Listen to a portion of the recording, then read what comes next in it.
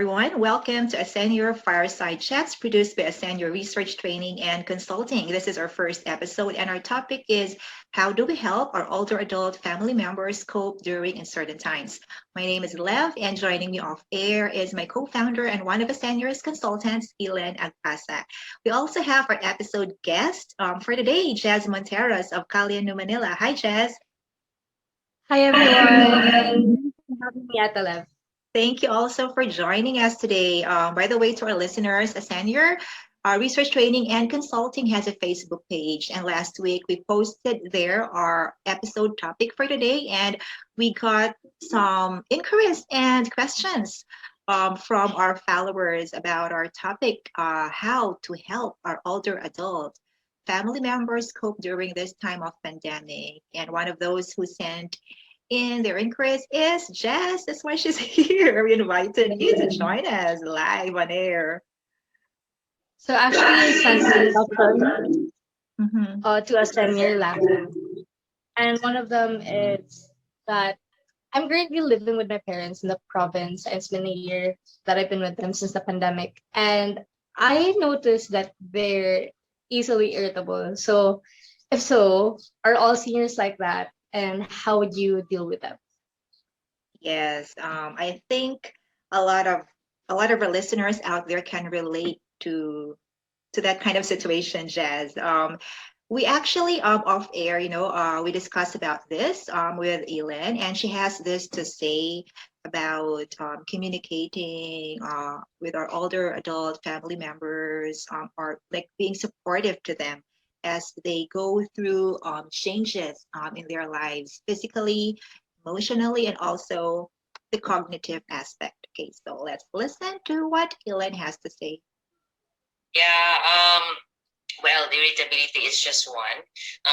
Especially if before they become older, they are not like that, and then the behavior is very very observable. But when we talk about irritability, that kind of behavior is just the surface. We do not know what's really down there. Irritability is an expression, and we do not know what they have been feeling.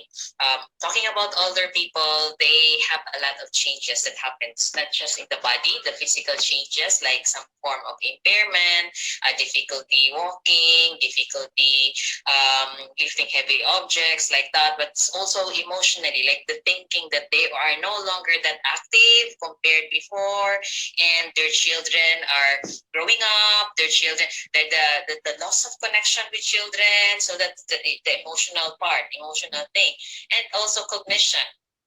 Their thought processes is no longer that fast. They become forgetful. So all these things they come together.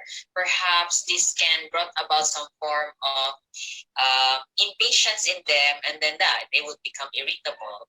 So yeah, how are we going to deal with that kind of behavior? Yeah, so we have here listening is more important than talking.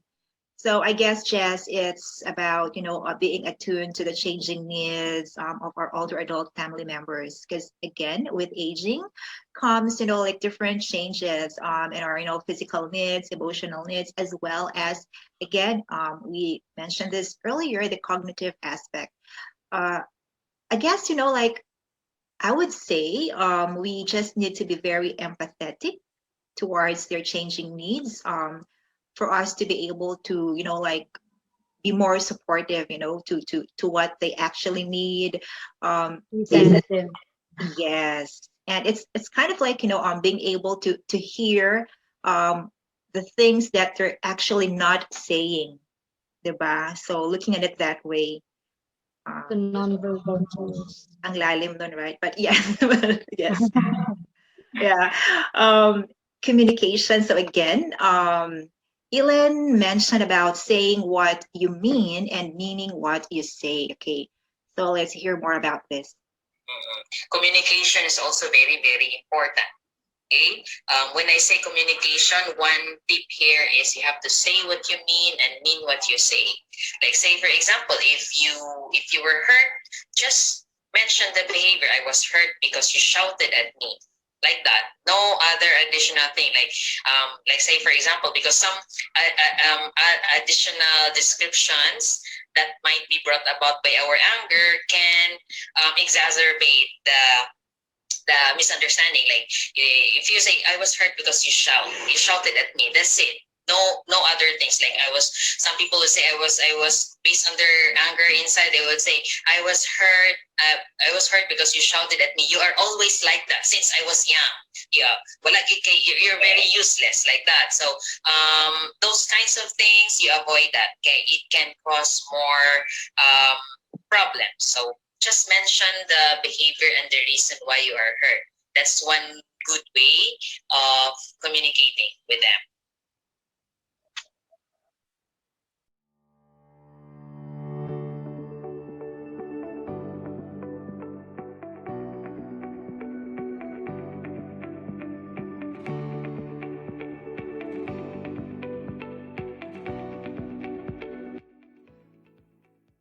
Are there any activities that you could suggest for our elderly to combat their cognitive and their physical decline during the pandemic?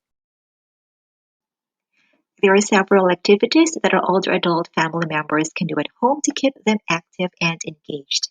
For one, there is physical exercise. For as long as they are still able to do so physically, get them to do light and easy workouts. And also, there is gardening, something that even the younger generation has learned to embrace already during this time of pandemic. And of course, reading. Get them to read again. It helps protect their cognitive health, so we call this brain workout.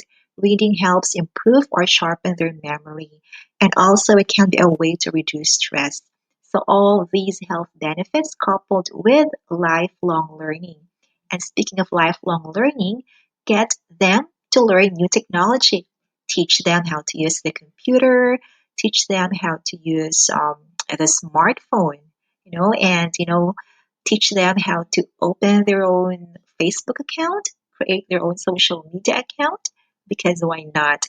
So again, this is part of enforcing lifelong learning to them, imparting new knowledge to them, and keeping them active and engaged.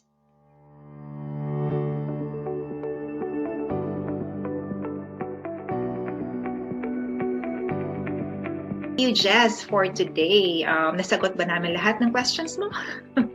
Yeah. Thank you very much. Thank you also for joining us. So to our listeners, okay, again, we are on Spotify. You can also listen to us on Apple Podcast, Google Podcast, and of course, we are right here on YouTube. Don't forget to subscribe to our channel. Follow us on Facebook, ASCENIOR Research Training and Consulting, and visit our website, asceniorgroup.com. And also, Calle in Manila. Follow them on Facebook and Instagram. What do you offer, by the way? Calle, yes. Yeah, for Calle, we have shirts, totes, and stickers. Right. It's a Pinoy streetwear lifestyle brand. Okay. Again, thank you, Jess. So to our listeners, see you again on our next episode. Have a good day, everyone. Bye.